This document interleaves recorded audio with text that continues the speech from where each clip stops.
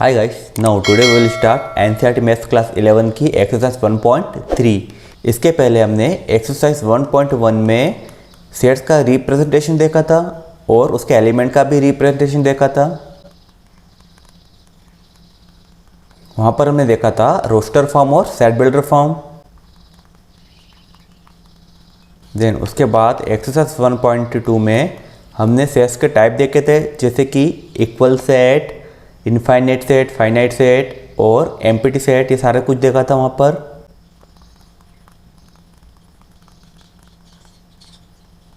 Now यहाँ तक हम ये सब कुछ देख चुके हैं।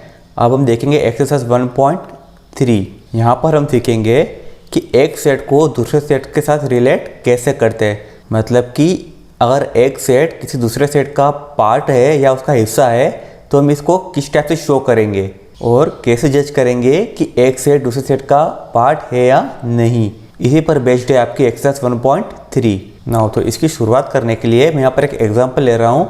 एग्जांपल के लिए मैंने यहाँ पर ले लिया कि एक स्कूल के सारे स्टूडेंट है, उसको मैंने नाम दे दिया सेट ए।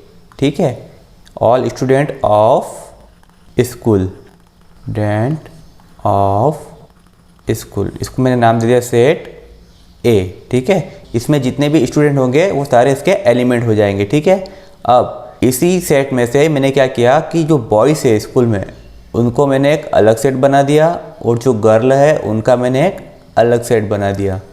जो बॉयज़ का सेट था उसको मैंने नाम दे दिया सेट बी और जो गर्ल वाला सेट है उसको मैंने नाम दे दिया सेट सी। अब हम इसमें आपस में रिलेशन देखते हैं। तो आपको पता है कि जो ऑल स्टूडेंट ऑफ स्कूल है इसमें बॉयज़ भी होंगे और गर्ल्स भी हो जाएगी। देन हमने क्या किया कि बॉयज़ वाला सेट यहाँ से अलग कर दिया। अब जो बॉयज़ वाला सेट है इसमें जितने भी एलिमेंट होंगे वो ऑलरेडी इस ए में तो प्रेजेंट होंगे ही होंगे, क्योंकि हमने इसी में से इसके दो सेट बनाए हैं। तो जितने भी एलिमेंट सेट बी में होंगे वो सारे एलिमेंट सेट ए में भी होंगे। तो हम कह सकते हैं कि जो बी वाला सेट है वो ए वाले सेट का एक पार्ट हो गया। सिमिलर तरीके से जो सी वाला भी सेट है वो भी क्या हो जाएगा, ए वाले सेट का एक पार्ट हो जाएगा।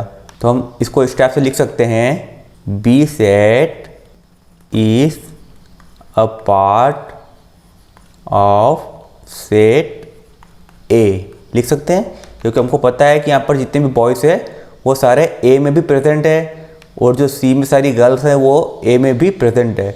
तो हम इस टाइप से लिख सकते हैं कि जो बी सेट है वो पार्ट हो जाएगा सेट ए का।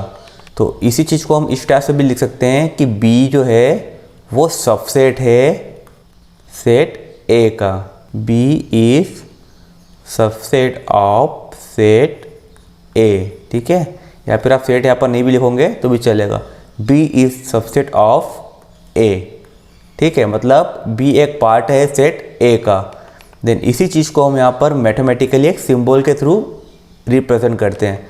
यहाँ पर सबसेट का सिंबल क्या हो जाएगा कि जो बी है वो सबसेट है सेट ए का। ठीक है, यहाँ पर जो ये सिंबल हमने यूज़ किया है इसी को हम बोलते हैं सबसेट का सिंबल।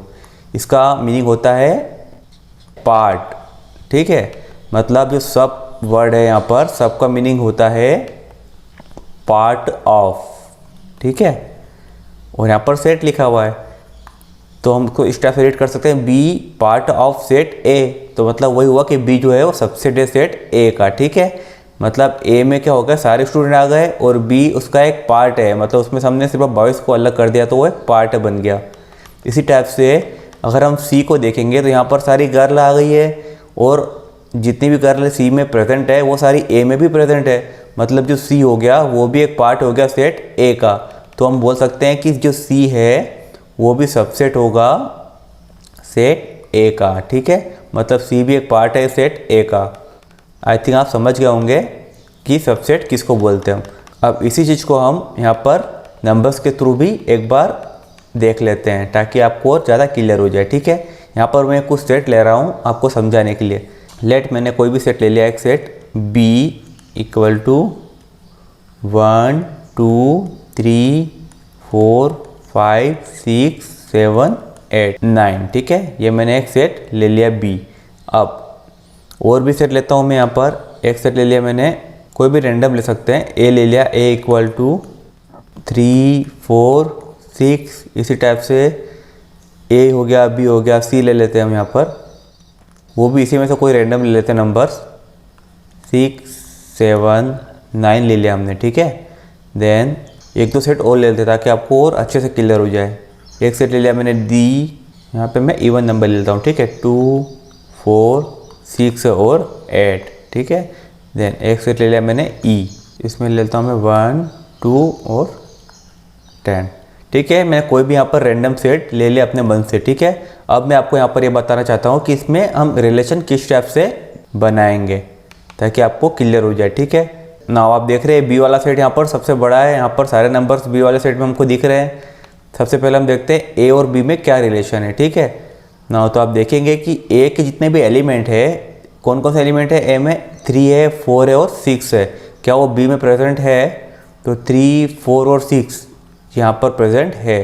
तो हम बोल सकते हैं कि जो सेट ए है वो सेट बी का एक पार्ट है, ठीक है। तो उसको इस टाइप से लिख सकते हैं कि A is a subset of set B, ठीक है। मतलब ए जो है वो बी का एक पार्ट है, लेकिन क्या बी भी ए का पार्ट है? तो ऐसा तो यहाँ पर पॉसिबल नहीं है, क्योंकि बी में यहाँ पर बहुत सारे एलिमेंट है जो कि ए में नहीं है, ठीक है।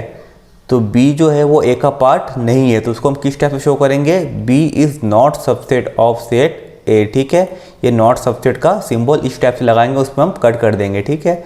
तो जो बी है वो ए का पार्ट नहीं है, लेकिन ए जो है वो बी का पार्ट है, इसलिए हम लिखेंगे A is a subset of set B. इसको हमेशा लेफ्ट टू राइट ही हम रीड करते हैं, ठीक है। मतलब लेफ्ट में जो भी होता है वो पार्ट होता है और जो राइट में होता है वो बड़ा सेट होता है, ठीक है। आप देख रहे हैं यहाँ पर एग्जाम्पल के थ्रू। अब हम देखते हैं ए का हमने देख लिया, अब हम देखते हैं कि ए क्या किसी और सेट का भी पार्ट है यहाँ पर। तो ए जो है वो सी का पार्ट भी नहीं दिख रहा है, डी का भी नहीं है और ई का भी नहीं है, तो ए अब किसी और का पार्ट यहाँ पर नहीं है, ठीक है। अब हम बात करते हैं सेट सी की। तो क्या सी भी सेट बी का पार्ट होगा? तो हम देखते हैं जो एलिमेंट सी में है क्या वो सारे एलिमेंट बी में प्रेजेंट है? तो यहाँ पर 6 है, 7 है और 9 है, और सेट बी में 6 7 और 9 ये प्रेजेंट है। इसका मतलब जो सेट सी है वो भी सेट बी का एक पार्ट हो जाएगा। तो हम बोल सकते हैं कि set C is a subset of set B, ठीक है नाउ। लेकिन जो बी है वो सी का पार्ट तो नहीं है, तो हम बोल सकते हैं B is not subset of set C, ठीक है। देन अब हम देखते हैं सी किसी और सेट का पार्ट है क्या? तो सी यहाँ पर किसी और सेट का पार्ट नहीं है, ठीक है नाउ। अब आपने देखा कि ए भी सेट बी का पार्ट है और सी भी सेट बी का पार्ट है, क्योंकि ए के सारे एलिमेंट भी बी में प्रेजेंट है और सी के सारे एलिमेंट भी बी में प्रेजेंट है, ठीक है। लेकिन यहाँ पर ए और सी में कोई रिलेशन है क्या? तो आप देखेंगे ए और सी में यहाँ पर कोई रिलेशन आपस में नहीं दिख रहा है, क्योंकि ए में जो एलिमेंट है वो अलग है और सी में एलिमेंट अलग है। तो ए और सी में कोई रिलेशन नहीं है, तो हम इस टाइप से लिख सकते हैं कि A does not subset of set C. इसी टाइप से सी भी ए का कोई पार्ट नहीं है, C is not subset of set A, ठीक है ना। उसी टाइप से हमने भी एग्जाम्पल देखा था बॉयज़ और गर्ल्स का।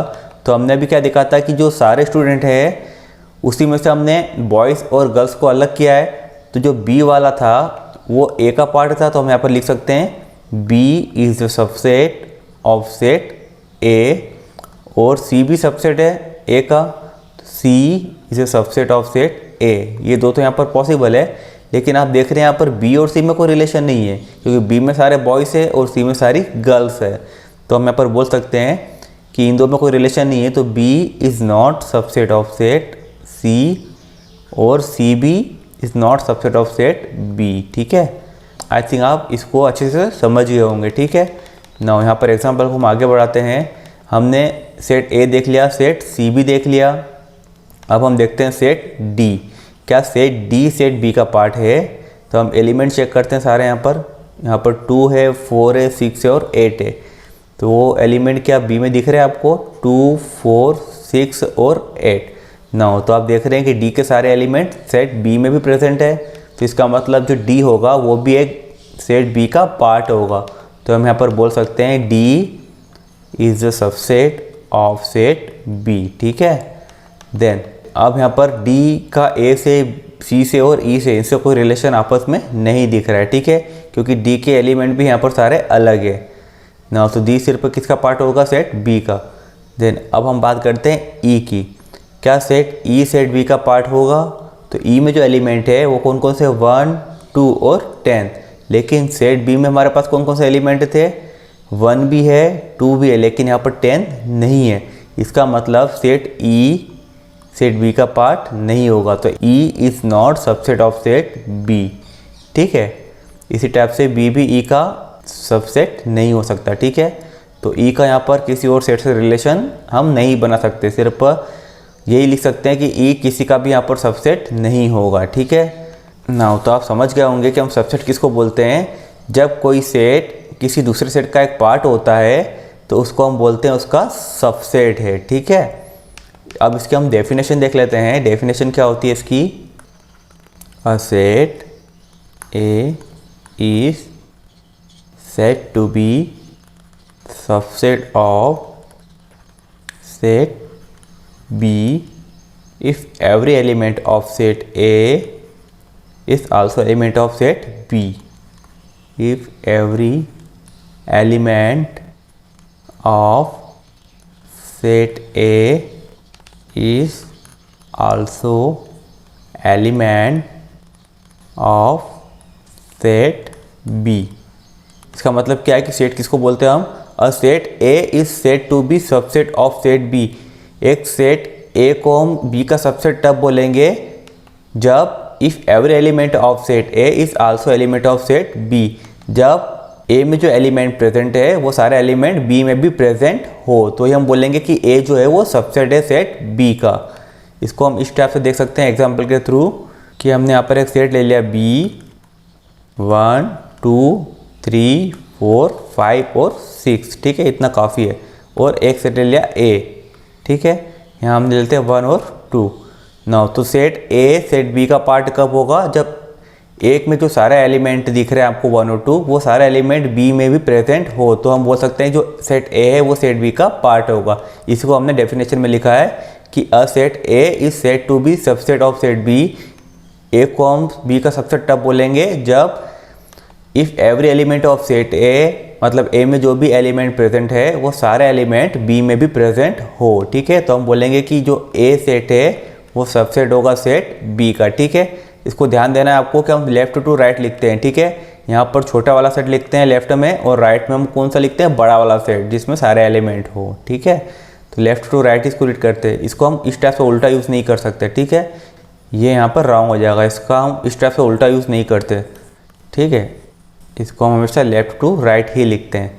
तो यहाँ पर हो गया ए सबसेट है सेट बी का। आप देख भी रहे हैं एग्जांपल में कि 1 और 2 यहाँ पर जो एलिमेंट है वो बी में प्रेजेंट है। ठीक है ना, तो इसको हम मैथमेटिकली किस टाइप से लिखते हैं, अभी हमने डेफिनेशन देखी थी कि अगर ए सबसेट है सेट बी का तो जो ए में जो सारे एलिमेंट है वो बी में भी प्रेजेंट होंगे। तो इसको हम इस टाइप से लिखेंगे कि कोई एलिमेंट हमने ले लिया, जैसे यहाँ पर 1 ले लेता हूँ, तो 1 अगर ए को बिलोंग कर रहा है तो जो 1 है वो बी को भी बिलोंग करेगा, ये फिक्स है।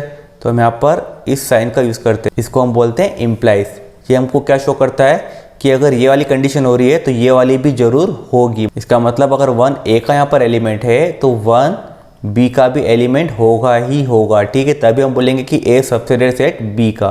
तो मैथमेटिकली इसको हम इस टाइप से लिख कर शो करते हैं कि ए सबसेट है सेट बी का कब, जब ए का कोई एलिमेंट सेट ए को बिलोंग करे तो वो सेट बी को भी बिलोंग करेगा ही करेगा। ठीक है, यहाँ पर हमने एग्जाम्पल के लिए ए ले लिया है। ठीक है, कि ए यहाँ पर कोई एलिमेंट है जो कि ए का होगा वो बी में भी होगा ही होगा। ठीक है, और इसको हम बोलते हैं इम्प्लाइज। इसका मतलब ये है कि अगर ये वाली कंडीशन यहाँ पर हो रही है तो इम्प्लाइज के थ्रू ये वाली कंडीशन भी यहाँ पर होगी ही होगी। ठीक है, इसलिए यहाँ पर हम इसको इम्प्लाइज का साइन यूज़ करके बताते हैं। तो आप समझ गए होंगे डेफिनेशन क्या है कि अगर कोई सेट किसी दूसरे सेट का सबसेट है तो कब पॉसिबल है, उसका कोई एलिमेंट दूसरे सेट का एलिमेंट भी होगा ही होगा। ठीक है, आई थिंक आप समझ गए होंगे, लेकिन अभी भी अगर आपको कोई डाउट हो तो कमेंट बॉक्स में कमेंट कर दीजिएगा, मैं इसको अच्छे तरीके से समझाने की कोशिश करूँगा। अब हम देखते हैं कि अगर ए बी का सबसेट है तो ये ज़रूर नहीं है कि बी भी ए का सबसेट होगा, क्योंकि आप देख रहे हैं बी वाला सेट यहाँ पर बड़ा है और ए वाला सेट यहाँ पर छोटा है। तो ए वाला तो सबसेट हो गया सेट बी का, मतलब ए वाला सेट पार्ट हो गया सेट बी का, लेकिन बी वाला सेट ए का पार्ट नहीं है। तो ऐसा कब पॉसिबल है कि सेट बी भी सेट ए का पार्ट हो जाए, ऐसा कभी पॉसिबल हो सकता है क्या? तो उसको भी हम देख लेते हैं कि क्या कंडीशन ऐसी होगी जिसमें सेट ए और सेट बी दोनों एक दूसरे के सबसेट हो जाए। इसको हम देखते हैं, if every element of set A, every elements of set A is also an element of set B, elements of set B. अगर ए के सारे एलिमेंट सेट बी में भी प्रेजेंट है तो हम बोल सकते हैं कि जो ए है वो बी का एक सबसेट है, ठीक है, बी का एक पार्ट है। इसी टाइप से अगर बी के भी सारे एलिमेंट सेट ए में प्रेजेंट हो तो इसको हम इस टाइप से लिख देंगे कि if every elements of set B is also an element of set A. अगर ये ऊपर वाली कंडीशन होती है तो हम बोलेंगे कि ए सबसेट है सेट बी का, और जो नीचे सेकंड कंडीशन हमने लिखी है कि every element of set B is also element of set A, तो जो बी है वो भी सबसेट होगा सेट ए का। अब क्या ये पॉसिबल होगा कि ए भी बी का सबसेट हो और बी भी ए का सबसेट हो? तो ये कब पॉसिबल होगा? जब दोनों सेट आपस में इक्वल हो, तब ही ये कंडीशन पॉसिबल है। एग्जाम्पल के लिए हम देखते हैं, यहाँ पर हमने अभी एग्जांपल लिया था कि सेट बी ए था, वो क्या था, 1 2 3 4 5 और 6, ठीक है। और जो सेट ए हमने यहाँ पर लिया था वो लिया था सिर्फ 1 और 2। तो इस कंडीशन में हम क्या बोल रहे थे कि जो सेट ए है उसके सारे एलिमेंट सेट बी में भी प्रेजेंट है, तो जो सेट ए होगा वो पार्ट होगा सेट बी का। लेकिन यहाँ पर हम ये नहीं बोल सकते कि सेट बी भी सेट ए का पार्ट है। तो किस कंडीशन में सेट बी सेट ए का पार्ट होगा? जब बी के सारे एलिमेंट सेट ए में भी प्रेजेंट हो। तो यहाँ पर ये 3 4 5 6 है, ये हमको यहाँ से हटाने पड़ेंगे। तो जब हम इसको हटा देंगे तो अब क्या बन जाएगा, सेट बी भी सेट ए का पार्ट हो जाएगा, क्योंकि जो एलिमेंट बी में वो सारे ए में भी प्रेजेंट है। तो इस कंडीशन में हम बोल सकते हैं कि जो बी है वो भी सबसेट है सेट ए का, ठीक है।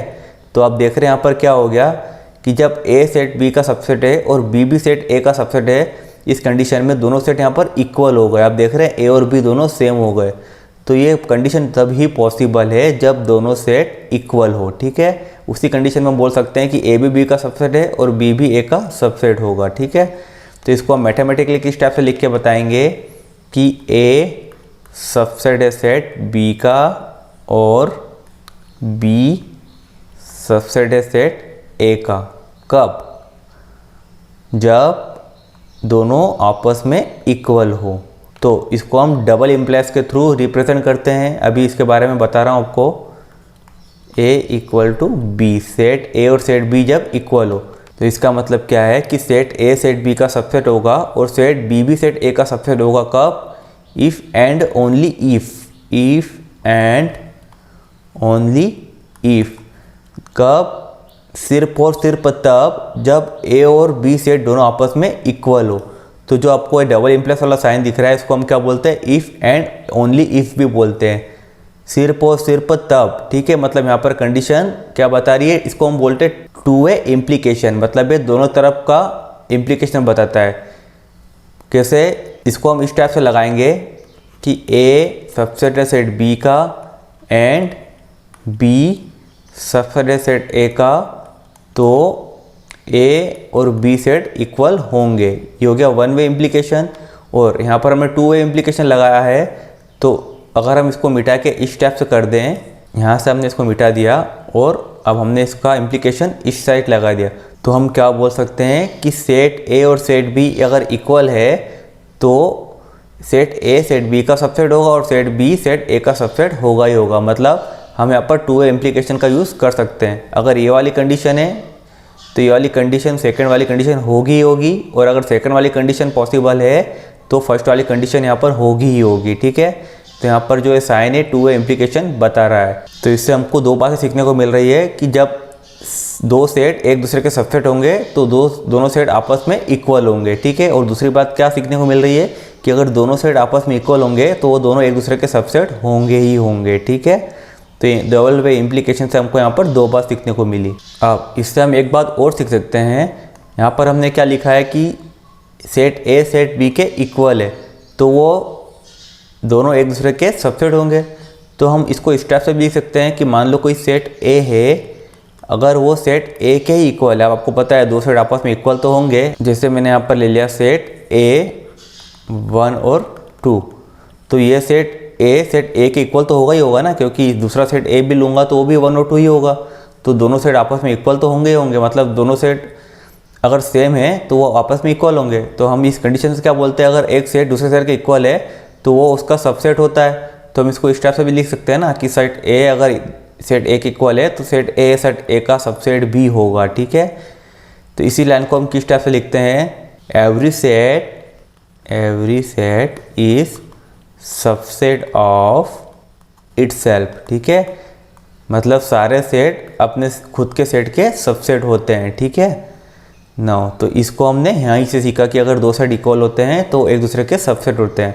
तो अगर दोनों सेम सेट इक्वल है तो वो एक दूसरे के सबसेट भी होंगे। ठीक है, मतलब every set is subset of itself, प्रत्येक सेट अपने खुद का एक सबसेट भी होता है। ठीक है, हम इसको इस टाइप से लिख सकते हैं। ठीक है, क्योंकि कई बार एग्जाम में इस टाइप से आ जाते हैं ट्रू फॉल्स, तो बच्चे कंफ्यूज हो जाते हैं कि ये क्या आ गया।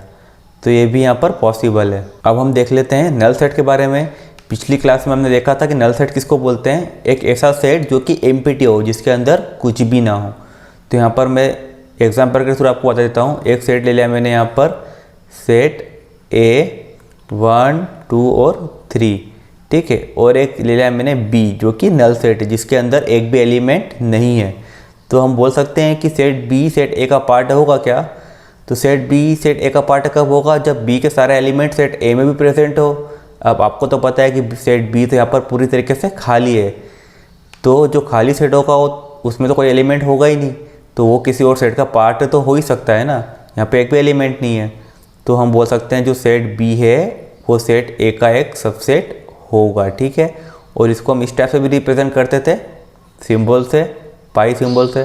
तो हम इसको इस टाइप से भी बोल सकते हैं कि जो पाई है मतलब एम्प्टी सेट है वो सेट ए का एक सबसेट होगा।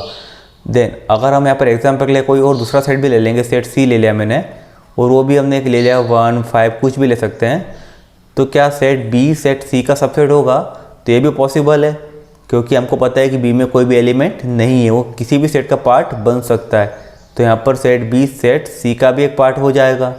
इसी टाइप से हम इसको इस टाइप से भी लिख सकते हैं कि जो एम्प्टी सेट है वो सेट सी का भी एक पार्ट है। तो इसका मतलब हम यहाँ पर क्या समझ सकते हैं कि जो एम्प्टी सेट होगा वो सारे सेट का एक पार्ट ही होगा, क्योंकि वो हमेशा खाली ही होता है।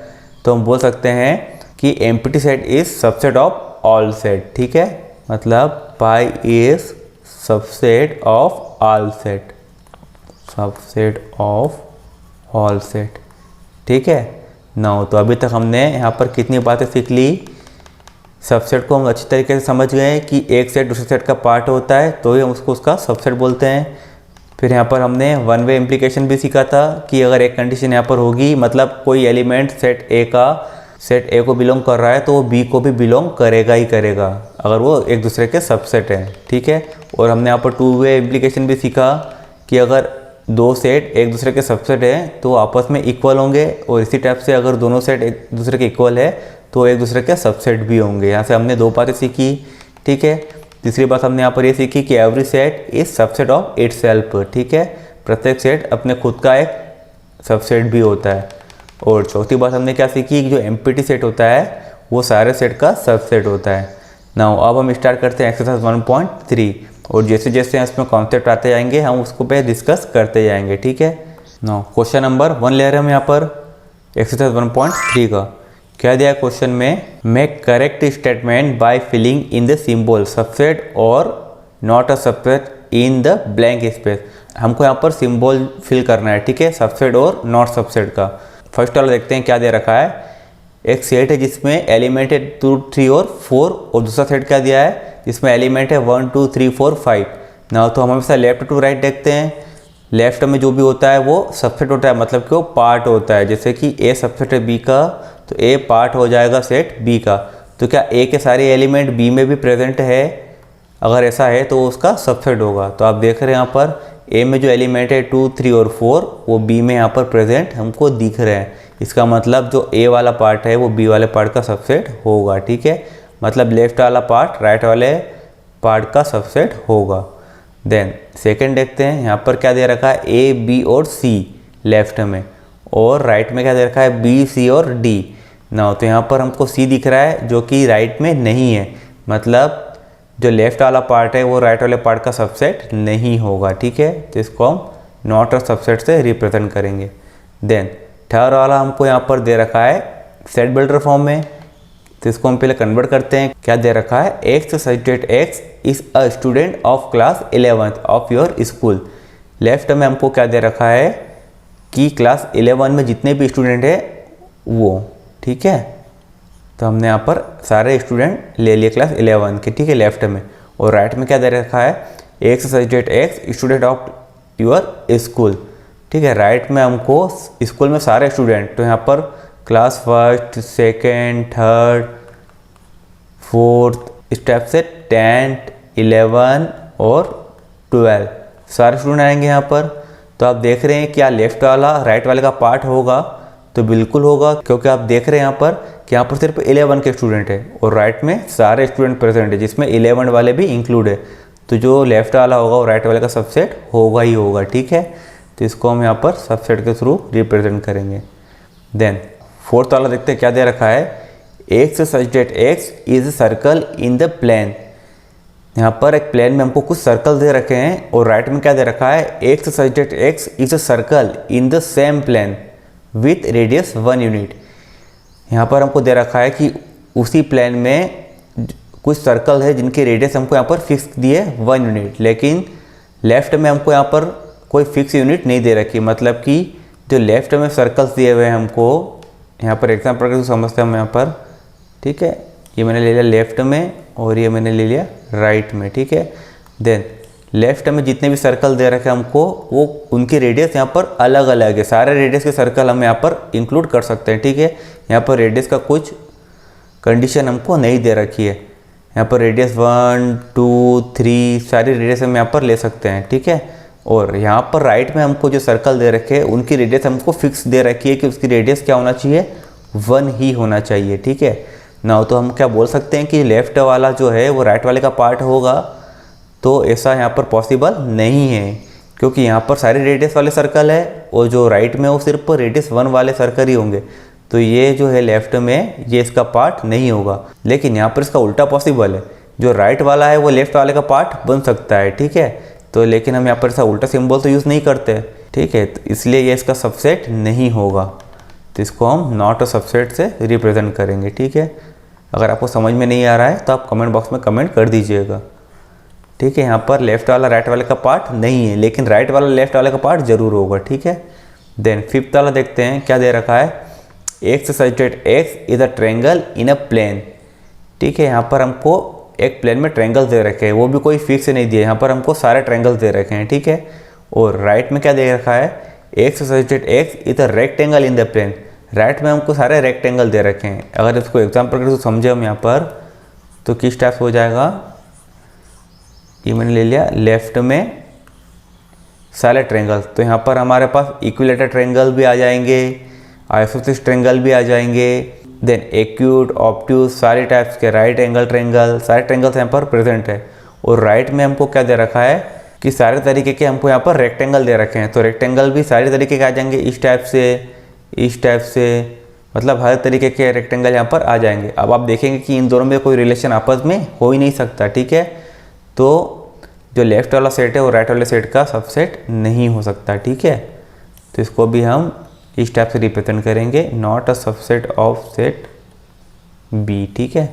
देन सिक्स वाला देखते हैं X such that X is an equilateral triangle in a plane. यहाँ पर हमको इक्विलेटर ट्रायंगल दे रखा है लेफ्ट में, और राइट में क्या दे रखा है X such that X is a triangle in the same plane. अब हमको यहाँ पर ये नहीं बताया यहाँ पर कौन सा ट्रायंगल है, मतलब हमको राइट में सारे ट्रायंगल दे रखे हैं, ठीक है ना। तो इसको हम बना के देख लेते हैं। लेफ्ट में हमको सिर्फ इक्विलेटर ट्रायंगल दे रखे हैं, तो इक्विलेटर ट्रायंगल किसको बोलते हैं, जिसकी सारी साइड है इक्वल होती है आपस में, ठीक है, और तीनों एंगल 60 के होते हैं। ये होगा इक्विलेटर ट्रायंगल। यहाँ पर जितने भी ट्रायंगल सारे इक्विलेटर है, और राइट में हमको क्या बोल रखा है कि एक्स एक ट्रायंगल है सेम प्लेन में, मतलब यहाँ पर सारे ट्रायंगल हो सकते हैं, राइट एंगल ट्रायंगल भी हो सकता है, फिर आइसोसेलेस ट्रायंगल भी हो सकता है, और यहाँ पर इक्विलेटरल ट्रायंगल भी हो सकता है। ठीक है ना, तो हम बोल सकते हैं कि जो लेफ़्ट वाला है वो राइट वाले का पार्ट हो सकता है, क्योंकि जो लेफ़्ट में तो सिर्फ यहाँ पर इक्विलेटरल ट्रायंगल ही प्रेजेंट है, लेकिन राइट वाले में सारी तरीके के ट्रायंगल प्रेजेंट है और उसमें इक्विलेटरल ट्रायंगल भी हो सकते हैं। ठीक है, तो जो लेफ़्ट वाला होगा वो राइट वाले का पार्ट होगा, तो हम बोल सकते हैं कि जो लेफ़्ट वाला है वो राइट वाले का सबसेट होगा। ठीक है, देन सबसे लास्ट देखते हैं 8 वाला, x subject x is an even natural number. जो लेफ्ट में हमको दे रखा है इवन नेचुरल नंबर का सेट है। ठीक है, तो इवन नेचुरल नंबर्स कौन कौन से होते हैं? जो 2 से डिवाइड हो जाए, ठीक है, और पॉजिटिव हो। आपको पता है नेचुरल नंबर 1 से स्टार्ट होते हैं, तो इवन वाले कौन से हो जाएंगे? 2, 4, 6, 8, 10, 12 इस टाइप से चलता जाएगा। ठीक है, देन राइट में क्या दे रखा है हमको? X subject x is an integer. अब इंटीजर में तो पॉजिटिव नेगेटिव सारे नंबर्स इंक्लूड होते हैं, तो इंटीजर कौन कौन से हो जाएंगे? +-1, +-2, +-3, +-4, +-5 एंड सो ऑन, ये भी चलता जाएगा। तो आप देख रहे हैं कि लेफ्ट वाला राइट वाले का पार्ट होगा या नहीं होगा? लेफ्ट में जो प्रेजेंट है 2, 4, 6, 8, 10 सारे पॉजिटिव नेचुरल नंबर्स प्रेजेंट है यहाँ पर, जो कि राइट में भी ऑलरेडी प्रेजेंट होंगे ही होंगे, क्योंकि यहाँ पर तो पॉजिटिव भी और नेगेटिव भी है, और इवन के साथ साथ और भी सारे प्रेजेंट होंगे। ठीक है, तो जो लेफ्ट वाला होगा वो राइट वाले का पार्ट होगा ही होगा। ठीक है, क्योंकि लेफ्ट के सारे एलिमेंट राइट में भी प्रेजेंट है, तो हम बोल सकते हैं कि लेफ्ट वाला राइट वाले का सबसेट होगा ही होगा। ठीक है ना, तो यहाँ पर हमारा क्वेश्चन नंबर 1 कंप्लीट हो गया, और आप समझ गए होंगे कि सबसेट हम किसको बोलते हैं। देन अब हम इसके आगे के कॉन्सेप्ट को डिस्कस करते हैं। ठीक है, अगर आपको यहाँ तक कोई डाउट हो तो कमेंट बॉक्स में कमेंट कर दीजिएगा। अब हम स्टार्ट करते हैं question number 2। Question number 2 start करने से पहले हम इससे रिलेटेड कुछ कॉन्सेप्ट देख लेते हैं। पहले अभी तक हमने देखा कि जो एलिमेंट्स होते हैं सेट के, वो सेट को बिलोंग करते हैं या तो बिलोंग्स नहीं करते हैं, और जो एक सेट होता है वो दूसरे सेट का सबसेट होता है। जैसे मैं आपको यहाँ पर बता देता हूँ कि जो एलिमेंट्स होते थे वो क्या करते हैं कि बिलोंग करते हैं किसी भी सेट को, या तो बिलोंग्स नहीं करते हैं। ठीक है, और हमने क्या सीखा था इसके अलावा कि जो सेट होता है वो दूसरे सेट का सबसेट होता है या सबसेट नहीं होता। ये 2 चीज़ हम देख चुके हैं। लेकिन क्या ऐसा हमेशा होगा कि जो एलिमेंट्स है वो हमेशा बिलोंग करेगा किसी भी सेट को, और जो सेट है वो हमेशा सबसेट होगा? जनरली अभी तक हमने जो देखा वो तो हमने यही देखा कि जो एलिमेंट्स होते हैं वो सेट को बिलोंग करते हैं, और जो सेट होता है वो दूसरे सेट का सबसेट होता है। लेकिन क्या ऐसी भी कोई सिचुएशन हो सकती है कि उसमें सेट किसी दूसरे सेट को बिलोंग करे? क्या ऐसा हो सकता है कभी? तो ऐसा भी पॉसिबल है कि एक सेट दूसरे सेट को बिलोंग कर सकता है। अभी तक हमने जितने भी कलेक्शंस देखे वो सिंपल एलिमेंट्स के कलेक्शन थे, लेकिन कई बार हम ऐसे सेट भी बनाते हैं जो कि कलेक्शंस का कलेक्शन होता है, मतलब कि जिसके अंदर बहुत सारे सेट होते हैं और उन सब सेट से मिलकर एक बड़ा सेट बनता है। इसको हम एग्जाम्पल के थ्रू समझते हैं कि ऐसा कब पॉसिबल है कि एक सेट दूसरे सेट को बिलोंग करेगा। आपको समझाने के लिए मैं यहाँ पर एक ज़ू का एग्जाम्पल ले रहा हूँ। ठीक है, आपको पता है कि ज़ू में बहुत सारे एनिमल्स होते हैं, तो मैं यहाँ पर उनको सेक्शन वाइज अलग अलग ले रहा हूँ। ठीक है, सबसे पहले मैंने लिया यहाँ पर वाइल्ड एनिमल का सेट। ठीक है, इसके अंदर यहाँ पर आप देख रहे हैं fox, tiger, chimpanzee, then camels, इस टाइप के जितने भी जंगली जानवर है मैंने इस ग्रुप के अंदर ले लिए, और इसको मैंने नाम दिया सेट ए। ठीक है, देन ये एक पूरा सेट ए हो गया, और जो मैंने इसके अंदर जो भी यहाँ पर एनिमल्स लिए हैं ये सारे इसके क्या हो गए? एलिमेंट्स। आपको समझाने के लिए मैंने यहाँ पर ये सेट लिया है। ठीक है, इसको मैंने नाम दिया सेट ए। देन इसी टाइप से यहाँ पर दूसरा सेट ले रहा हूँ मैं मैमल्स का। ठीक है, मैमल्स किसको बोलते हैं हम? ऐसे एनिमल्स जो कि अपने बच्चों को अपना ही दूध पिलाते हैं, उसको हम बोलते हैं मैमल्स। ठीक है, तो यहाँ पर मैंने एक सेट ले लिया मैमल्स का। इसके अंदर हम देख रहे हैं जिराफ है, हॉर्स है, शीप है, डॉग है, कैट है। ठीक है, इस टाइप से इस पूरे को मैंने नाम दे दिया सेट बी। ठीक है, देन इसके बाद आपने देखा है ज़ू में बर्ड्स भी होते हैं, तो यहाँ पर मैंने बर्ड्स का एक अलग से सेट ले लिया, इसको मैंने नाम दिया सेट सी। इसमें हमने सारे बर्ड्स को रख दिया। ठीक है, देन यहाँ पर 3 सेट ले चुका हूँ मैं। अब एक ले लेता हूँ मैं सेट यहाँ पर पेट एनिमल्स का, ठीक है, जो कि पालतू पशु होते हैं। इसके अंदर हमने ले लिया यहाँ पर गाय, बकरी, डॉग, ये सारे एनिमल्स हमने ले लिए जो कि पालतू पशु हैं, ठीक है। यहाँ पर हमने 4 सेट लिए हैं और उसके अंदर जो भी एनिमल्स है वो सारे उसके एलिमेंट्स हो जाएंगे, ठीक है। नाउ ये वाले सेट को नाम दिया मैंने सेट डी, ठीक है। देन हमने देखा है ज़ू में कुछ ऐसे एनिमल्स भी होते हैं जिनकी संख्या अब वर्ल्ड में बहुत कम है और वो बहुत स्पेशल होते हैं, मतलब कि बहुत या तो बहुत बड़े होते हैं साइज में या वो बहुत कम होते हैं। तो उनको हमने यहाँ पर कोई सेट में नहीं लिया, उनको हमने डायरेक्ट लिया है, उनका सेक्शन अलग से ही बना दिया है। जैसे हो गया वाइट टाइगर, ठीक है, तो हमने यहाँ पर वाइट टाइगर का एक अलग से सेक्शन बना दिया है, ठीक है। इसी टाइप से यहाँ पर हमने लिया है पांडा, ठीक है, पांडा भी हमने इसका एक अलग से सेट बना दिया है क्योंकि साइज में बहुत बड़े होते हैं और बहुत कम मिलते हैं, ठीक है। देन एक सेक्शन हमने ले लिया यहाँ पर गोरिल्ला का, ठीक है, इसको भी हमने एक अलग सेक्शन बना दिया। तो अब आप देखेंगे कि यहाँ पर हमने क्या करा, 4 सेट लिए हैं और बाकी के जो 3 एनिमल है इनका हमने अलग अलग सेक्शन बना दिया है, ठीक है, वाइट टाइगर का, पांडा का और गोरिल्ला का, ठीक है। अब इन सब का अगर मैं एक सेट बना दूँ, आपको पता है कि सारे जानवर कहाँ पर है, एक ज़ू में, तो इन सब को लेकर मैंने एक नया सेट बनाया जिसको मैंने नाम दे दिया सेट जेड, ठीक है। ज़ू के कारण मैंने इसको नाम दे दिया सेट जेड। अब अगर हम बात करें सेट जेड की, तो इसके अंदर जितने भी आपको ये दिख रहे हैं ये सारे क्या हो जाएंगे, इसके एलिमेंट्स, ठीक है। मतलब कि सेट जेड की अगर बात करें तो जो वाइल्ड एनिमल्स हैं ये क्या होंगे, सेट जेड का एक एलिमेंट होगा। इसी टाइप से मैमल्स भी क्या होगा, सेट जेड का एक एलिमेंट होगा।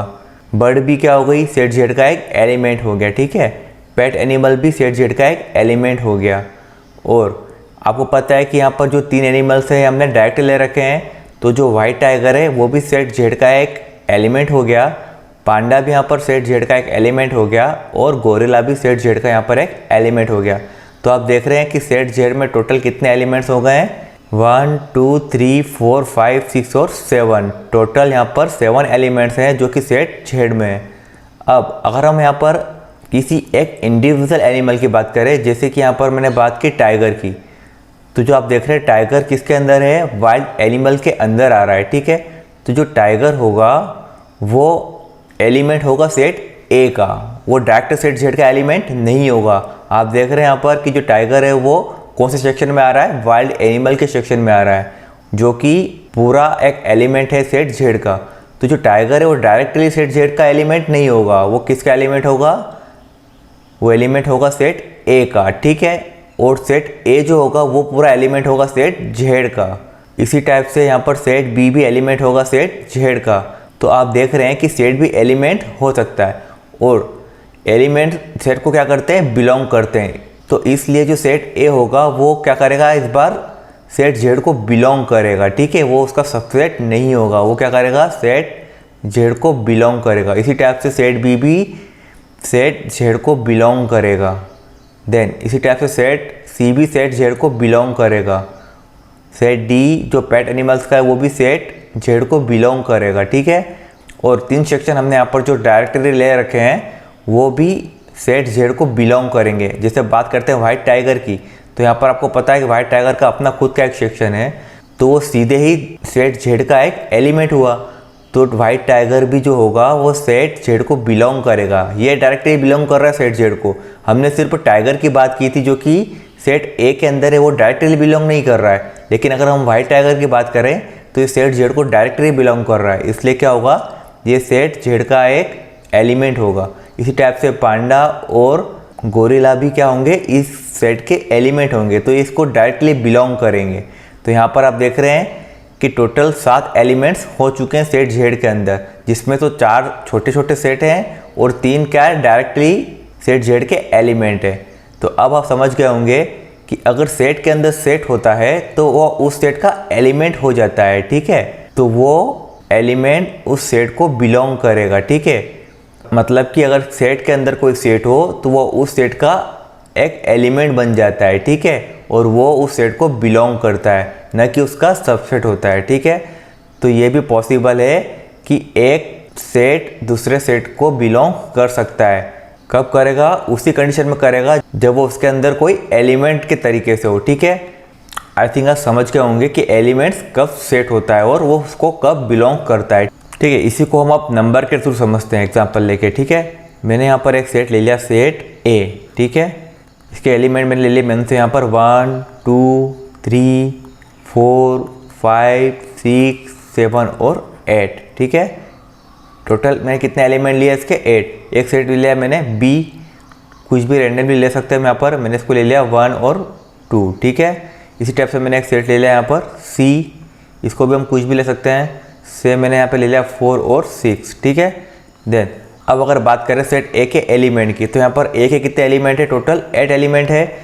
तो अगर हम 1 की बात करें तो वो क्या करेगा? सेट ए को बिलोंग करेगा। ठीक है, इसी टाइप से 2 भी क्या करेगा? सेट ए को बिलोंग करेगा। देन इसी टाइप से 3 4 5 6 7 8 ये सब क्या करेंगे? ए को बिलोंग करेंगे। ठीक है, देन अब हमने सबसेट वाला रूल भी पढ़ा था।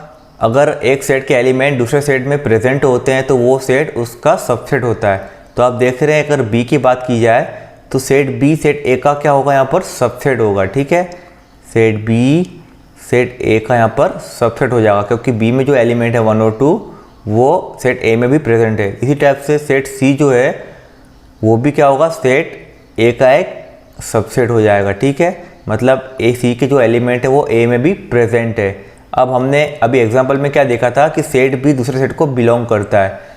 तो वो कंडीशन कब होती है? अगर हम यहाँ पर जो यहाँ 1 और 2 लिखा है इसको अगर हम यहाँ पर ब्रैकेट लगा दें, मतलब इसका एक सेट हमने यहाँ पर अलग से बना दिया। ठीक है, और यहाँ पर मैं थोड़ा सा मॉडिफाई करता हूँ, 4 को इस साइड लिख देता हूँ और 5 को मैंने आगे लिख दिया। ठीक है, ये 4 को मैंने यहाँ लिख दिया और 5 को मैंने आगे लिख दिया, और इनको भी मैंने क्या किया? एक ब्रैकेट में लिख दिया। अब अगर बात की जाए सेट ए की कि सेट ए में कितने एलिमेंट है, तो अब हम इस पूरे को एक एलिमेंट के थ्रू लेंगे। मतलब ये हो गया एक एलिमेंट, ये हो गया 2 3 4 5 और 6। अब यहाँ पर सेट ए के टोटल कितने एलिमेंट होंगे? 6 एलिमेंट होंगे। ठीक है, पहले जब ये अलग अलग थे तो यहाँ पर 8 एलिमेंट थे, लेकिन हमने अगर इसको एक ब्रैकेट में लिख दिया है तो यहाँ पर एक सेट हो गए। तो सेट ए के लिए ये एक एलिमेंट का वर्क करेंगे, मतलब 1 और 2 अब ये दोनों साथ में हो गए, तो सेट ए के लिए एक एलिमेंट बन गया ये। तो सेट ए में टोटल यहाँ पर 6 एलिमेंट हो गए। अब अगर हम इसको लिखेंगे तो इस टाइप से लिखेंगे कि 1 और 2 जो पूरा है यहाँ पर इस टाइप से, वो ए का एक एलिमेंट है, और एलिमेंट क्या करता है? बिलोंग्स करता है। तो 1 और 2 यहाँ पर क्या करेगा? सेट ए को बिलोंग करेगा। ठीक है, और आप देख रहे हैं कि बी भी क्या था? एक सेट था 1 और 2 का। तो यहाँ पर अगर हम 1 और 2 को इस टाइप से भी लिख सकते हैं कि बी जो है वो एक सेट है 1 और 2 का, वो ए को क्या करेगा? बिलोंग करेगा। ठीक है, मतलब यहाँ पर बच्चे कंफ्यूज हो जाते हैं कि यहाँ पर सेट बी सेट ए को बिलोंग कैसे कर रहा है। तो वो जो बी है वो उसका एक एलिमेंट भी है। ठीक है, इसलिए वो सेट ए को बिलोंग भी कर सकता है। ठीक है, अब अगर हम यहाँ पर इस टाइप से लिखेंगे कि सेट बी सबसेट है सेट ए का, तो ये रॉन्ग हो जाएगा। ठीक है, यहाँ पर सेट बी सेट ए को बिलोंग करेगा क्योंकि वो उसका एलिमेंट है। ठीक है, इसी टाइप से यहाँ पर 4 और 6 जो है वो हमने क्या ले रखा है? सेट सी। तो जो सेट सी होगा वो इस बार अब सेट ए को बिलोंग करेगा, ना कि उसका सबसेट होगा, क्योंकि आप देख रहे हैं इसका हमने यहाँ पर सेट अलग से बना दिया जो कि सेट ए के लिए एक एलिमेंट का वर्क कर रहा है। ठीक है, तो आप समझ गए होंगे कि सेट का सेट हम किसको बोलते हैं। ठीक है, यहाँ पर हम बहुत सारे छोटे छोटे सेट से एक बड़ा सेट बनाते हैं जो कि बड़े वाले सेट के सारे एलिमेंट होते हैं। ठीक है, अब यहाँ पर एक कंफ्यूजन और होता है बच्चों को, जैसे यहाँ पर एक एलिमेंट है 3, हमने यहाँ पर लिखा 3 क्या कर रहा है? बिलोंग कर रहा है सेट ए को। ठीक है, अब अगर हम 3 करके एक सेट अलग से बना दें, मतलब कि अगर 3 को हमने क्या किया? एक ब्रैकेट में पैक कर दिया। ठीक है, अब क्या बन गया? ये एक सेट, और सेट क्या करता है? एक दूसरे सेट का सबसेट होता है। तो जहाँ पर 3 अब क्या बन गया? एक अलग से सेट बन गया है, तो ये क्या होगा? ए का सबसेट हो जाएगा। ठीक है, जैसे मैंने यहाँ पर सी लिया है, अगर मैं डी करके ए को ले लूँ कि एक सेट है 3। ठीक है ना, तो यहाँ पर ये 3 क्या हो जाएगा? ये इसका सबसेट होगा सेट ए का। ठीक है, क्योंकि जैसा हमने यहाँ पर देखा था 1 और 2 जो कि यहाँ पर ब्रैकेट नहीं लगे थे, उस समय क्या था? 1 और 2 उस समय बी सबसेट था सेट ए का। ठीक है, जब यहाँ पर ब्रैकेट नहीं लगे थे, लेकिन हमने जैसे ही ब्रैकेट लगाया तो वो सबसेट से हटके क्या हो गए? वो बिलोंग करने लग गए, क्योंकि अब वो एलिमेंट हो गया। ठीक है, इसी टाइप से अभी 3 जब हमने ब्रैकेट नहीं यहाँ पर लगाए तो ये एक एलिमेंट है 3 सेट ए का। ठीक है, लेकिन यहाँ पर हमने 3 पे ब्रैकेट लगा रखा है, तो ये क्या हो जाएगा, यहाँ पर 3 भी अब सेट ए का सबसेट होगा। ठीक है ना, तो आपने देखा कि 3 यहाँ पर पहले बिलोंग कर रहा था, लेकिन जैसे ही हमने यहाँ पर ब्रैकेट लगाया तो ये क्या हो गया, सेट ए का एक सबसेट हो गया है। ठीक है, इसी टाइप से आप देखेंगे यहाँ पर 1 और 2, इस समय यहाँ पर एलिमेंट है 1 और 2 सेट ए का, अभी ये क्या कर रहा है, बिलोंग कर रहा है। लेकिन अगर हम यहाँ पर एक ब्रैकेट और लगा दें इस टाइप से, ठीक है, तो फिर क्या होगा कि ये बिलोंग नहीं करेगा, ये क्या होगा, फिर सेट ए का सबसेट हो जाएगा। ठीक है, मतलब जो भी यहाँ पर बिलोंग कर रहा है उसको हम एक ब्रैकेट और लगा दें तो वो क्या हो जाएगा, उसका सबसेट बन जाता है। ठीक है, अब आप देखेंगे यहाँ पर 1 और 2 अब एक सेट बन चुका है जो कि सेट ए का एक सबसेट होगा। जैसे हमने यहाँ पर देखा था 3 यहाँ पर पहले बिलोंग कर रहा था, लेकिन जैसे हमने यहाँ पर ब्रैकेट लगाया तो सेट ए का एक सबसेट बन गया है। इसी टाइप से 1 और 2 यहाँ पर पहले बिलोंग कर रहा है, ठीक है, क्योंकि हमने दोनों साथ में लिखा है, लेकिन एक ब्रैकेट हमने जैसे ही यहाँ पर लगाया और इसी टाइप से जैसे हमने 3 में लगाया था तो वो उसको क्या करेगा, सबसेट हो जाएगा। ठीक है, आई थिंक आप समझ गए होंगे कि यहाँ पर सेट भी बिलोंग्स कर सकता है। ठीक है, नाउ अगर हम इंडिविजुअल लेंगे यहाँ पर 3, 5, 7 और 8, अगर इसका हमने कोई सेट बना दिया, ठीक है, एक सेट मैंने यहाँ पर ले लिया ई, जिसके अंदर क्या है 3, 5, 7 और 8। अब क्या हो जाएगा ये सेट ई, ये सेट ई जो है वो सेट ए का एक सबसेट हो जाएगा। ठीक है, क्योंकि हमने यहाँ पर इंडिविजुअल ले रखे हैं। ठीक है, तो हम इसको ऐसा लिख सकते हैं, सेट ई जो है वो सेट ए का एक सबसेट हो जाएगा, क्योंकि ई में जो एलिमेंट है वो सारे सेट ए में प्रेजेंट है। ठीक है, इसका तो हमने पिछली बार भी देखा था, ऊपर इस चीज़ को हम देख चुके हैं कि कब सबसेट होता है, जब एक के एक एलिमेंट दूसरे में प्रेजेंट हो तो वो उसका सबसेट हो जाता है। यहाँ पर हमने देखा था एग्जाम्पल, आप देख रहे हैं ए में यहाँ पर 1 और 2 है जो कि बी में प्रेजेंट है, तो सेट ए सेट बी का सबसेट हो गया। इसी टाइप से अभी हमने यहाँ पर क्या किया कि इंडिविजुअल एलिमेंट लेकर एक अलग से सेट बना लिया, सेट ई। ठीक है, ये 3, 5, 7, 8 का मैंने एक अलग से सेट बना लिया, तो जो सेट ई होगा वो सेट ए का क्या होगा, सबसेट हो जाएगा। ठीक है, लेकिन अगर मैं यहाँ पर इनको ब्रैकेट में अलग से लिख दूँ 3, 5, 7, 8 को सेट ए के अंदर, तो वो क्या हो जाएगा, उसके एलिमेंट बन जाएगा पूरा और वो फिर उसको बिलोंग करेगा। ठीक है, करके बता देता हूँ मैं आपको, अगर मैंने इसको ऐसा लिख दिया 3, 5, 7, 8 को अगर मैंने इस टाइप से लिख दिया 3, 5, 7 और 8, अगर मैंने इसको ब्रैकेट में लिख दिया इसके अंदर ही, तो क्या हो जाएगा, अब सेट ए में 3 एलिमेंट हो गए, सिर्फ ये वाला 1, 2 एक एलिमेंट हो गया, 4, 6 एक एलिमेंट हो गया और ये पूरा एक एलिमेंट हो गया। तो इस कंडीशन में क्या होगा कि जो 3, 5, 7, 8 है ये इसका एक एलिमेंट होगा, तो उसको बिलोंग करेगा सेट ए को। अगर इस टाइप से कंडीशन है तो यहाँ पर ई जो होगा वो सेट ए को बिलोंग करेगा। ठीक है, अब आप अच्छी तरीके से समझ गए होंगे। अगर अभी भी आपको कोई कंफ्यूजन हो तो आप कमेंट बॉक्स में कमेंट कर दीजिएगा, तो मैं यहाँ पर दूसरा एग्जांपल लेकर समझाने की कोशिश करूँगा। ठीक है, नाउ अब हम यहाँ पर क्वेश्चन सॉल्व करते हैं, question number 2। Now question number 2 में क्या दिया है, examine whether the following statement are true और फॉल्स। हमको यहाँ पर ट्रू और फॉल्स बताना है। ठीक है, फर्स्ट हमको दे रखा है ए और बी का एक सेट है। ठीक है, और यहाँ पर एक साइन लगा रखा है कि सबसेट नहीं है सेट बी, सी और ए का। ठीक है, तो आप देख रहे हैं एक साइड एलिमेंट कौन से हैं, ए और बी, और राइट साइड में एलिमेंट कौन से, ए, बी और सी। तो हमने ये देखा था कि अगर एक सेट के सारे एलिमेंट दूसरे सेट में प्रेजेंट होते हैं तो उसका सबसेट होता है। तो यहाँ पर ए और बी है जो कि यहाँ पर प्रेजेंट है, ए और बी यहाँ पर भी प्रेजेंट है, तो जो लेफ्ट वाला सेट होगा वो राइट वाले का सबसेट होगा ही होगा। ठीक है, तो यहाँ पर हमको नॉट सबसेट दिया है, इसका मतलब ये फॉल्स है। ठीक है, देन सेकेंड क्या दे रखा है, एक तरफ हमको दिया है ए और ई। ठीक है, ए और ई। देन राइट साइड में क्या बोल रखा है साइड बिल्डर फॉर्म में, x such that X is a vowels in the English alphabet. अब आपको पता है इंग्लिश अल्फ़ाबेट में वोवेल्स कौन से होते हैं, ए, ई, आई, ओ, यू।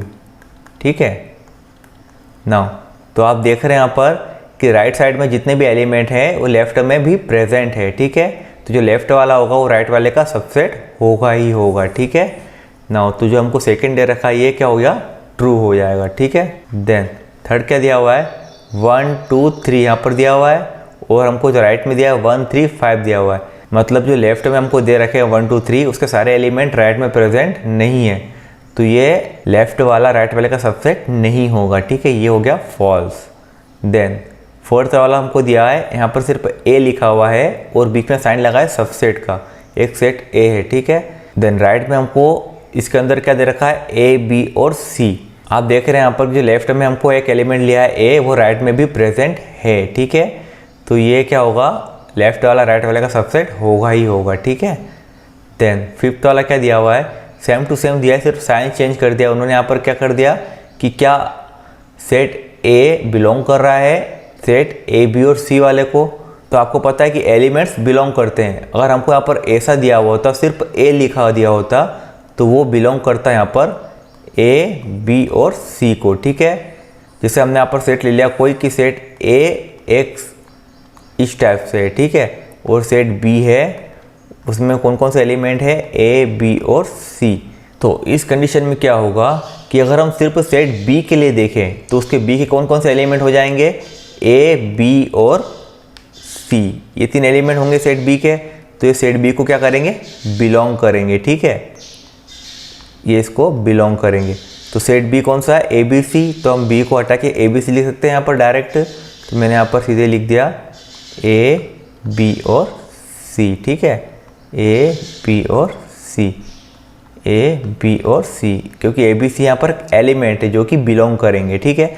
लेकिन यहाँ पर सेट एक अलग से सेट है, ठीक है, जो कि यहाँ पर बिलोंग नहीं करेगा।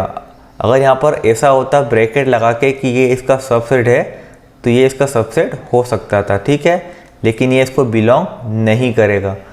तो यहाँ पर अगर ए सिर्फ यहाँ पर बिना ब्रैकेट में लिखा होता तो वो उसको बिलोंग करता, ठीक है। अगर ये यहाँ पर नहीं होते तो इसको बिलोंग करता, लेकिन हमको यहाँ पर क्या दिया है, ब्रैकेट लगा के दिए हैं, तो वो अपने आप में एक सेट बन गया जो कि ए बी सी का एक सबसेट होगा, ठीक है।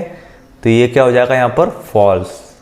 देन सबसे लास्ट वाला क्या दिया है, 6 वाला, x such that X is N even natural number less than 6। 6 से छोटे सारे नेचुरल नंबर कौन कौन से होंगे जो कि इवन हो। तो इवन नंबर कौन से जो कि 2 से डिवाइड हो जाते हैं, तो हो जाएगा 2, 4 और 6 से नहीं लेना क्योंकि हमको यहाँ पर लेस देन 6 बोला है, तो सिर्फ यही आएंगे 2 और 4। और राइट में क्या दिया हुआ है कि x such x is a natural number which divides 36। ऐसे नेचुरल नंबर जो 36 को डिवाइड करे। तो ऐसे नेचुरल नंबर कौन कौन से हो जाएंगे, अगर हम एलसीएम करें 36 का, 2 से होगा ये 18 टाइम, 2 से हो जाएगा ये 9 टाइम, देन 3 से किया हमने इसको डिवाइड 3 टाइम, और 3 से डिवाइड किया 1 टाइम। तो यहाँ पर हम देखेंगे कि 36 किस किस से डिवाइड हो जाता है। तो आप देख रहे हैं 2 से डिवाइड हो सकता है 36, देन 3 से भी डिवाइड होता है, देन 2 2 जा 4 से भी डिवाइड हो जाएगा, देन 2 3 जा 6 से भी डिवाइड हो जाएगा यहाँ पर, देन यहाँ पर और क्या बन रहा है, 2 2 जा 4 और 4 3 जा 12, 12 से भी डिवाइड हो जाएगा, देन 3 3 जा 9, 9 से भी डिवाइड हो जाएगा। और यहाँ पर क्या आ रहा है, डायरेक्ट 18 आ रहा है, तो 18 से भी डिवाइड हो जाएगा और 36 से भी डिवाइड हो जाएगा 36, ठीक है। तो इसके कितने सारे एलिमेंट हो गए, 2 3 4 6 12 9 18 और 36, ठीक है। आप देख रहे हैं कि लेफ्ट में जो भी एलिमेंट है 2 और 4 वो राइट में प्रेजेंट है, ठीक है। तो जो लेफ्ट वाला है वो राइट वाले का सबसेट होगा ही होगा, ठीक है ना। तो यहाँ पर जो 6 वाला ये ट्रू दे रखा है हमको ना। यहाँ पर आपको क्वेश्चन सेकेंड कंप्लीट होता है। अगर आपको इसमें कोई डाउट हो तो कमेंट बॉक्स में कमेंट कर दीजिएगा। हम देखते हैं नेक्स्ट क्वेश्चन, क्वेश्चन नंबर 3। ना क्या दिया क्वेश्चन में, हमको एक सेट दिया है ए सेट जिसके अंदर एलिमेंट है 2 3 और ये एक एलिमेंट पूरा होगा, ठीक है। 3 4 को उन्हें एक ब्रैकेट में दिया है और यहाँ पर दिया है, मतलब सेट ए में टोटल 4 एलिमेंट है, 1 2 3 और 4, ठीक है। Then which of the following statement are incorrect and why. हमको ये बताना है कौन सा स्टेटमेंट यहाँ पर इनकरेक्ट है और क्यों का इनकरेक्ट है, ठीक है। देन फर्स्ट देखते हैं क्या दिया है, 3 4 क्या सबसेट होगा सेट ए का, तो 3 और 4, ठीक है, हमने लिख लिया सबसेट होगा। सेट ए में कौन कौन सा एलिमेंट है यहाँ पर, 1 2, देन 3 और 4 यहाँ पर एक एलिमेंट है, ठीक है, सेट ए का ना। तो 3 4 क्या सबसेट होगा इसका, नहीं होगा क्योंकि एक एलिमेंट है। यहाँ पर जो 3 4 है वो उसको बिलोंग करेगा, सबसेट नहीं होगा, ठीक है। तो जो फर्स्ट वाला होगा वो इनकरेक्ट होगा क्योंकि यहाँ पर 3 4 इसको बिलोंग कर रहा है सेट ए को, उसका एलिमेंट नहीं है, ठीक है। तो इसको हम इस टाइप से लिखेंगे, incorrect because 3 4 is an element, ठीक है। और एलिमेंट क्या करता है, बिलोंग्स करता है, सबसेट नहीं होता। तो जो 3 4 होगा वो क्या होगा, बिलोंग करेगा सेट ए को, ठीक है, सबसेट नहीं होगा। देन सेकंड देखते हैं हम यहाँ पर क्या दिया हुआ है, 3 4 बिलोंग कर रहा है सेट ए को, तो ये तो क्या होगा करेक्ट, इस पर हमको रीज़न देने की ज़रूरत नहीं है। ठीक है, अभी हमने देखा यहाँ पर 3 4 बिलोंग करेगा क्योंकि 3 4 उसका एलिमेंट है। ठीक है, देन अब यहाँ पर देख रहे हैं कि 3 4 को एक ब्रैकेट और लगा दिया। तो इसका एग्जांपल मैंने आपको अभी दिया था जब मैं समझा रहा था कि जब किसी एलिमेंट को हम ब्रैकेट लगा देते हैं तो वो क्या बन जाता है, सबसेट बन जाता है। एक एग्जांपल मैं यहाँ पर और समझा देता हूँ आपको, जैसे इसी को ले लेते हैं सेट ए को। ठीक है, क्या दिया है सेट ए हमको 1 2 3 4 हमको यहाँ पर स्टेप्स दिया है और यहाँ पर 5 दिया हुआ है। ठीक है, देन अगर यहाँ पर हम 1 की बात करें तो 1 ए को क्या करेगा, बिलोंग करेगा। लेकिन अगर हमने इसको ब्रैकेट में पैक कर दिया 1 को, तो अब ये बिलोंग नहीं करेगा। अब क्या हो जाएगा, 1 इसका सबसेट बन जाएगा। क्यों, क्योंकि 1 एक अलग से सेट हो गया है यहाँ पर। ठीक है, इसी टाइप से 3 4 अभी क्या कर रहा है, इसको बिलोंग कर रहा है। ठीक है, क्योंकि अभी इसका एलिमेंट है। लेकिन इसी टाइप से जैसे हमने 1 को ब्रैकेट किया है, अगर 3 4 को हमने एक ब्रैकेट और लगा दिया, ठीक है, तो अब ये बिलोंग नहीं करेगा। अब क्या बन जाएगा, ये इसका सबसेट बन जाएगा। ठीक है, जैसा हमने यहाँ पर 1 को देखा। तो जो हमको यहाँ पर दिया हुआ है थर्ड वाला, ये करेक्ट है। 3 4 जो एलिमेंट है उसको ब्रैकेट में पैक किया तो एक सेट बन गया, और सेट बड़े वाले सेट का सबसेट हो सकता है। ठीक है, तो 3 4 यहाँ पर इसका सबसेट होगा, तो ये भी क्या होगा यहाँ पर करेक्ट। तो करेक्ट में हमको रीज़न देने की ज़रूरत नहीं है। ठीक है, देन फोर्थ वाला क्या दिया है, क्या 1 बिलोंग कर रहा है सेट ए को। तो आपने अभी हाल देखा कि 1 एलिमेंट है सेट ए का, तो इसको बिलोंग करेगा, तो ये भी क्या होगा करेक्ट। ठीक है, लेकिन यहाँ पर हमको दिया है क्या 1 सबसेट होगा सेट ए का, तो 1 सिर्फ स्टार से लिखेंगे तो ये सबसेट नहीं होगा। अगर हमने इसको ब्रैकेट के अंदर लिख दिया ऐसा, तो अब ये इसका सबसेट हो जाएगा, क्योंकि अब ये एक अलग से सेट बन गया 1 का। लेकिन यहाँ पर हमको सिर्फ 1 स्टेप से दिया हुआ है, तो ये इसका सबसेट नहीं होगा, तो क्या होगा, ये इनकरेक्ट। तो रीज़न क्या लिखेंगे हम यहाँ पर कि जो 1 है ये सेट ए का एक एलिमेंट है। ठीक है, इसको बिलोंग करेगा, इसका सबसेट नहीं होगा। ठीक है, तो फिफ्थ वाला हम क्या लिखेंगे यहाँ पर, इनकरेक्ट, बिकॉज जो 1 है वो क्या करेगा, सेट ए का बिलोंग कर रहा है। ठीक है, 1 सेट ए को बिलोंग कर रहा है, उसका सबसेट नहीं है। ठीक है, 1 is an element of set A. ठीक है, 1 जो है वो सेट ए का एक एलिमेंट है, तो एलिमेंट हमेशा बिलोंग करता है। देन 6 वाला देखते हैं हम यहाँ पर क्या दिया है, 1 2 और 5।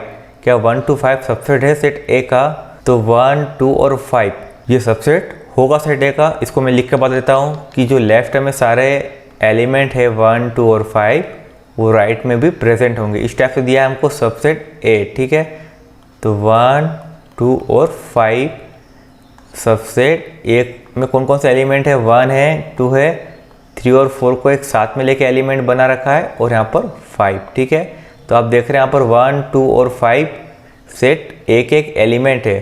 ठीक है, तो जो लेफ्ट में आपको दिख रहा है 1 2 5 वो राइट में प्रेजेंट है। ठीक है, तो ये इसका सबसेट होगा। ठीक है ना, तो ये क्या हो जाएगा करेक्ट।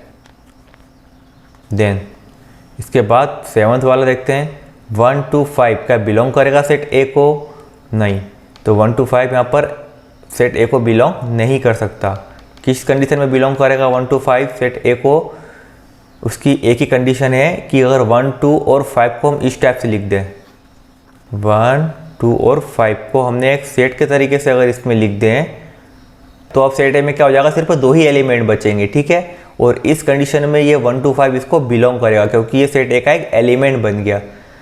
लेकिन हमको यहाँ पर सेट ए इस टाइप से नहीं दे रखा है, तो यहाँ पर 1 2 5 सेट ए को बिलोंग नहीं करेगा। ठीक है, यहाँ पर 1 2 5 एक इंडिविजुअल एलिमेंट है, हमको साथ में नहीं दे रखे हैं। ठीक है, तो यहाँ पर 7 वाला भी क्या हो जाएगा, इनकरेक्ट। ठीक है, रीज़न क्या लिखेंगे हम यहाँ पर कि जो 1 2 5 साथ में है ये पूरा इसका एक एलिमेंट नहीं है। ठीक है, is not an element of set A. ठीक है, 1 2 5 जो साथ में है ये पूरा ए का एलिमेंट नहीं है, ये तीनों यहाँ पर अलग अलग दे रखे हैं हमको। ठीक है, देन 8 वाला देखते हैं हम यहाँ पर दिया है 1 2 3 क्या सबसेट होगा सेट ए का, तो ये तो पॉसिबल ही नहीं है, क्योंकि यहाँ पर 1 2 अलग अलग दिया है और 3 4 के साथ भी दे रखा है, तो 3 यहाँ पर कभी इस टाइप से अलग नहीं होगा, तो ना तो ये सबसेट होगा और ना ही बिलोंग करेगा। ठीक है, तो इसका रीज़न लिख लेते हैं हम 8 वाले का कि ये भी इनकरेक्ट है, बिकॉज रीज़न क्या लिखेंगे हम यहाँ पर कि जो 3 है उसको हम यहाँ पर अलग नहीं कर सकते, ठीक है, क्योंकि 3 यहाँ पर किसको बिलोंग कर रहा है, सेट 3 और 4 को बिलोंग कर रहा है। डायरेक्ट 3 जो 3 डायरेक्टली वो सेट ए को बिलोंग नहीं कर रहा है। जैसा हमने वहाँ पर देखा था एग्जाम्पल में कि जू में जो टाइगर था वो डायरेक्टली जू को बिलोंग नहीं कर रहा था, ठीक है, मतलब डायरेक्टली सेट जेड को बिलोंग नहीं कर रहा था। ऐसा एग्जाम्पल देखा था हमने कि टाइगर जो था वो वाइल्ड एनिमल को बिलोंग कर रहा था, ठीक है, डायरेक्ट वो जेड को बिलोंग नहीं कर रहा था। ऐसा ही यहाँ पर जो 3 है वो डायरेक्टली यहाँ पर सेट ए को बिलोंग नहीं कर रहा है, वो बिलोंग किसको कर रहा है, सेट 3 और 4 को बिलोंग कर रहा है, ठीक है। तो इसको हम इस टाइप से लिखेंगे कि जो 3 है यहाँ पर वो बिलोंग कर रहा है 3 और 4 को, ठीक है, मतलब जो 3 है वो डायरेक्टली बिलोंग नहीं कर रहा है सेट ए को, ठीक है, वो 3 और 4 को बिलोंग कर रहा है, जैसा हमने पहले एग्जाम्पल में देखा था, ठीक है। आई थिंक आप समझ गए होंगे। देन अब हम यहाँ पर देखते हैं नेक्स्ट 9th वाला। यहाँ पर हमको दिया है एम्प्टी सेट पाई। क्या पाई बिलोंग करता है सेट ए को? तो हमने पढ़ा था कि जो पाई होता है मतलब जो एम्प्टी सेट होता है वो सारे सेट का सबसेट होता है, लेकिन हमको यहाँ पर इस टाइप से दे रखा है। तो ये कंडीशन कब होती, जब ये पाई है ये इसके अंदर होता है। जैसे मैं लिख के बता देता हूँ आपको, सेट ए हमको क्या दे रखा है, सेट है हमको यहाँ पर ऐसा दिया है 1 2 3 4 और 5, ठीक है। देन एक नल सेट है, इसको हम इस टाइप से लेते हैं, बी एक नल सेट है यहाँ पर, ठीक है। देन अब क्या सेट बी सेट ए को बिलोंग करेगा? तो ऐसा पॉसिबल नहीं। ऐसा कब पॉसिबल होगा, जब जो पाई यहाँ पर जो दिया है नल सेट वो यहाँ पर भी प्रेजेंट हो, ठीक है, यहाँ पर ऐसा होना चाहिए। तो हम बोल सकते हैं कि ये एक सेट ए का एलिमेंट हो गया। इस कंडीशन में पाई ए को बिलोंग करता, ठीक है। तो हम बोल सकते थे यहाँ पर कि पाई यहाँ पर ए को बिलोंग कर रहा है, लेकिन यहाँ पर अब नल सेट हमको नहीं दे रखा है, तो यहाँ पर ये इसको बिलोंग नहीं करेगा, ठीक है। तो रीज़न क्या लिखेंगे हम इसका 9th वाले का कि ये भी इनकरेक्ट है, because pi is not an element of set A, ठीक है। अगर वो सेट ए का एलिमेंट होता तो उसको बिलोंग करता of set A. Then last वाला देखते हैं हम 10th वाला। क्या दिया हुआ है 11 भी है, ठीक है। यहाँ पर पाई क्या सबसेट होगा सेट ए का? तो हमने देखा था कि जो एम्प्टी सेट है वो सारे सेट का सबसेट हो सकता है, ठीक है। हमने पढ़ा था पिछली बार जब हमने एम्प्टी सेट की डेफिनेशन देखी थी कि empty set is subset of all set, ठीक है। जो एम्प्टी सेट होता है सारे सेट का सबसेट हो सकता है, ठीक है। तो यहाँ पर ये क्या होगा, करेक्ट होगा, ठीक है, क्योंकि आप देख रहे हैं यहाँ पर कि एम्प्टी सेट क्या होता है, खाली होता है। इस टाइप से भी इसको हम लिखते हैं, तो इसके अंदर कोई एलिमेंट तो होगा ही नहीं, इसलिए जो सेट एम्प्टी सेट है वो सारे सेट का सबसेट हो सकता है, ठीक है। उसको बिलोंग नहीं करता लेकिन उसका सबसेट हो सकता है। बिलोंग कब करेगा, जब यहाँ पर हमको अलग से दिया होगा इसका एलिमेंट बना के, ठीक है। तो ये इसका सबसेट हो सकता है। तो 10th वाला क्या होगा, करेक्ट, ठीक है। देन 11 वाला देखते हैं हम इसको। 11 वाले में क्या दिया हुआ है कि इसको ने ब्रैकेट के अंदर लिखा हुआ है इस टाइप से, ठीक है। देख लेते हैं हम इसको एक बार। ब्रैकेट के अंदर लिखा हुआ है और यहाँ पर सबसेट दिया हुआ है कि वो सेट ए का सबसेट है इस टाइप से, ठीक है ना। तो क्या ये पॉसिबल है? तो ये भी पॉसिबल कब होगा, जब पाई जो है वो सेट ए का एक एलिमेंट हो, ठीक है, इस टाइप से। यहाँ पर आप देखेंगे कि ये सबसेट किसको बोलते हैं हम, जैसे कि यहाँ पर एक एलिमेंट 1 दिया हुआ है, तो 1 क्या कर रहा है, सेट ए को बिलोंग कर रहा है। लेकिन जब हम यहाँ पर क्या करते हैं, 1 को एक ब्रैकेट लगा देते हैं, तो ये क्या बन जाता है, सबसेट बन जाता है, मतलब एक अलग से सेट बन गया। तो इस कंडीशन में क्या करता है, ये सेट ए का सबसेट हो जाता है। मतलब जो एलिमेंट है उस पर हम ब्रैकेट लगा देते हैं तो वो क्या बन जाता है, सबसेट। अब यहाँ पर हमको पाई दिया हुआ है जो कि इसका एक एलिमेंट तो है ही नहीं। अगर यहाँ पर पाई भी होता इस टाइप से, यहाँ पर अगर पाई होता तो ये एक सेट ए का एलिमेंट होता, तो उस कंडीशन में हम बोलते हैं कि जो पाई है वो सेट ए को बिलोंग कर रहा है, ठीक है। और जैसा हमने यहाँ पर 1 पे ब्रैकेट लगाया तो सबसेट बन गया। तो अगर हम पाई पे यहाँ पर ब्रैकेट लगा देते हैं तो ये भी क्या हो जाता, इसका सबसेट बन जाता, ठीक है। लेकिन वो कंडीशन कब थी, जब यहाँ पर पाई प्रेजेंट हो। लेकिन हमको सेट में यहाँ पर पाई एलिमेंट के रूप में नहीं दे रखा है, तो ये भी जो हमको दिया हुआ है 11th वाला ये इनकरेक्ट होगा, ठीक है, क्योंकि पाई यहाँ पर इसका इंडिविजुअल एलिमेंट नहीं है, ठीक है। तो हम इसको भी लिखेंगे इनकरेक्ट, बिकॉज जो पाई है वो ए का एलिमेंट नहीं है, मतलब वो ए को बिलोंग नहीं कर रहा। अगर पाई ए को बिलोंग करता, उसका एलिमेंट होता, तो ब्रैकेट लगाने के बाद वो उसका सबसेट बन जाता। ठीक है ना, मैंने यहाँ पर पूरी कोशिश की आपको समझाने की, लेकिन फिर भी अगर आपको कोई डाउट हो तो कमेंट बॉक्स में कमेंट कर दीजिएगा। नेक्स्ट क्वेश्चन हम नेक्स्ट वीडियो में करेंगे। Okay, thank you.